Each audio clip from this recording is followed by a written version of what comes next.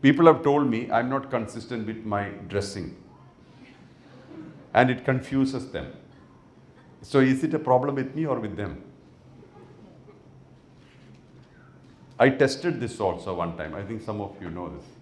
I wore a tank top and jeans, and I was on a bike. And somebody put this up in the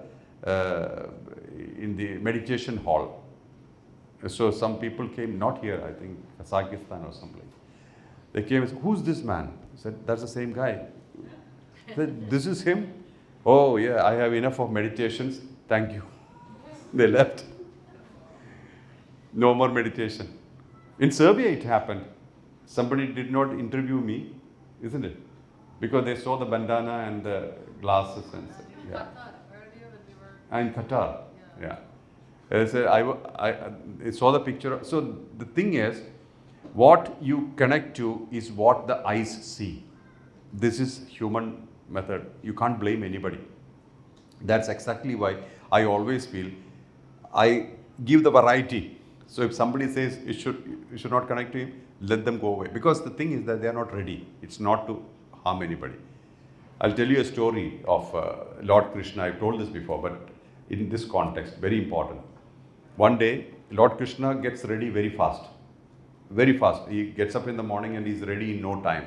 He doesn't dress up so much. But one day, his vehicle was ready, charioteer was there, and he was waiting for Krishna to come out, to go elsewhere. He's not coming. Half an hour, 1 hour, 1.5 hours, 2 hours, 2.5 hours, 3 hours, he's not coming in. So the driver went inside to check what he's doing. So he was standing in front of the mirror and making himself, dressing up. So he asked, "Lord, why are you dressing up so much?" He said, "I have to meet an important guest. We have to go to some place where I have to meet a very important person. So I'm dressing up." Then he said, "Lord, you are Lord Krishna. You should not dress up. You are Lord Krishna. You are going there as Lord Krishna and people will respect you, even if you don't wear any dress." He said, No. Those people where I'm going, they need this costume. Then this driver was trying to argue with him, saying that, you should not do this. Then he asked, "Who are you going to meet?" Then he said, "Duryodhana." Duryodhana is the eldest son of the ruling, he's a ruler, he's a king. And he is considered as a selfish man, very selfish, very greedy, So he said, "Krishna, you're going to him dressing up, and he's not a good guy. He's a very greedy person, selfish person. And why are you showing yourself in this kind of costume to him?" Then Krishna said, "Very simple. He cannot see me. So at least let him see my dress. He does not understand me. He does not recognize me. So at least he can see my dress and say, okay, this is okay." Then only there is a discussion. There's a communication.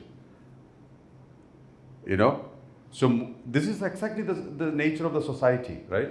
The society looks at who you are, whose son you are or father you are, or something like that, and makes a connection with you. They don't see you. What you are, they don't see. Correct? This is exactly the society. But when you are in the path of spirituality, you should transcend the form. Otherwise, you are stuck with the form. When you are stuck with the form, result is sorrow. I like this form. I want this form to stay forever.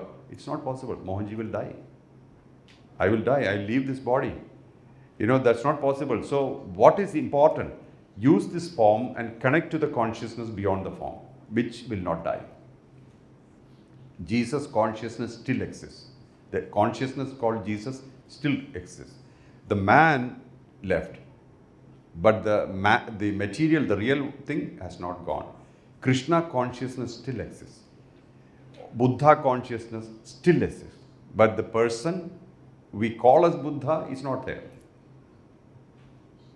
Are you getting what I'm saying? So we need to understand this very clearly, that we are connecting to an object to connect to the state which is not just the object, the consciousness. That's very important. When you connect to that consciousness, you attain immortality. That is liberation. That state is liberation. Otherwise, mind will take you to pleasures. Which pleasures? What you are used to. What you have memories of. You remember those pleasures. Pleasures are connected to senses and mind. And mind will push you to go back to those pleasures. But again, it's a thin line. You should not suppress it. You should experience with awareness. Then it goes. Right? Very simple.